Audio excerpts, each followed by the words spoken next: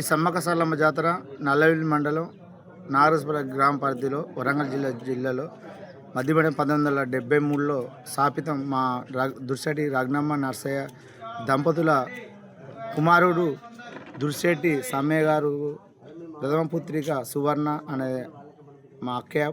అప్పుడు 11 రోజులకు 21 రోజు గుడ్డప్పుడు దేవుడు పూనుకోమతే మంత్రం వాళ్ళు వీళ్ళు అన్నారు.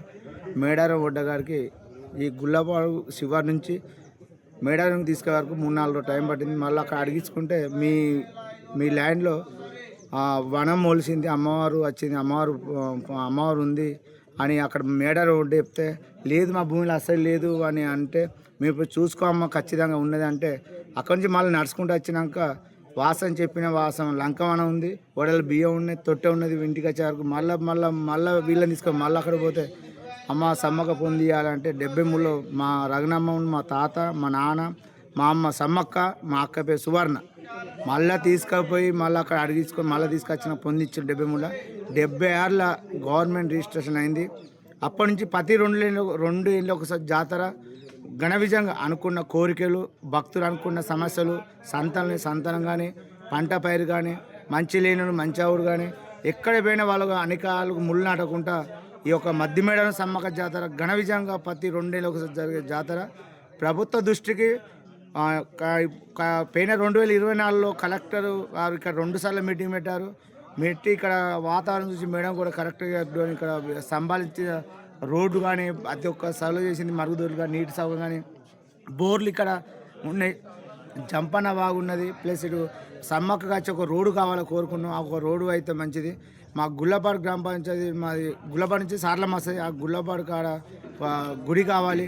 ఇక్కడ జాతర జరిగే స్థలానికి పబ్లిక్ ఎలాంటి హాని జరగకుండా విద్యుత్ స్తంభాలు, ఈ సంవత్సరం విద్యుత్ స్తంభాలు మొత్తం కరెక్ట్ అయినాయి. ఆ విద్యుత్ స్తంభాలు కూడా ఇప్పుడు ఘన విజయాన్ని ఉన్నాయి. ప్లస్ సౌకర్యం కూడా ఇక్కడ జరిగే పబ్లిక్ అనుకున్న కోరిక సమస్యలు మంచి జరుగుతాయి. ఇక్కడ మధ్యమేడంలో ఈ సంవత్సరం జాతర 2026లో జనవరి 28 రోజు సారలమ్మ వస్తుంది. 29వ తారీఖు సమ్మక్క వస్తుంది. 30వ తారీఖు మొక్కులు, 31 వనప్రవేశం.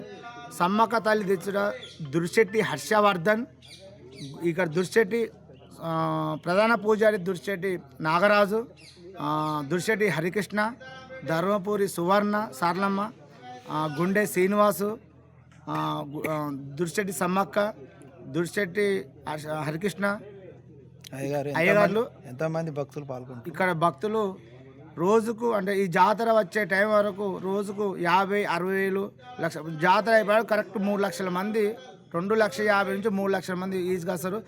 భక్తులకు ఎలాంటి హాని జరగకుండా గవర్నమెంట్ దృష్టిలో పోయింది. మంచిగా వాటర్ మంచిగా ఉంది. ఒక దొంతి మాదిరెడ్డి ఎమ్మెల్యే సాబు ఇక్కడికి కూడా వచ్చిండు, పని కూడా చేస్తాడు. ఇక్కడ ఇప్పుడు మరమ్మతులు మంచి జరిగినాయి.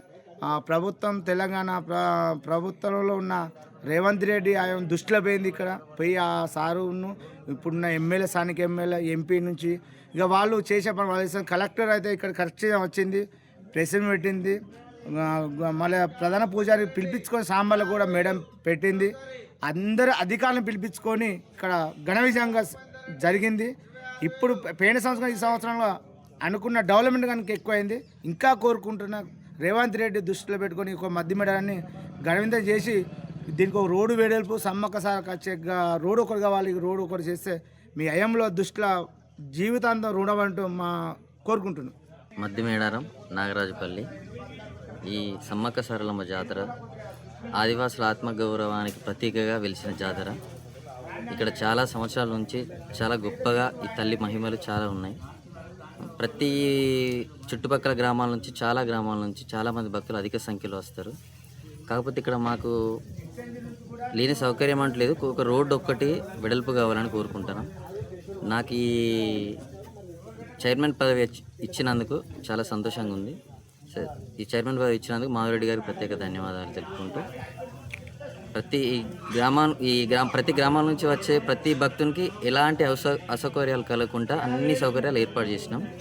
ఎలాంటి అసౌకర్యాలు లేకుండా లైటింగ్ కానీ, వాటర్ సోర్సెస్ కానీ, ప్రతిదీ దారులు కూడా 1 వే దారి చేసినాం.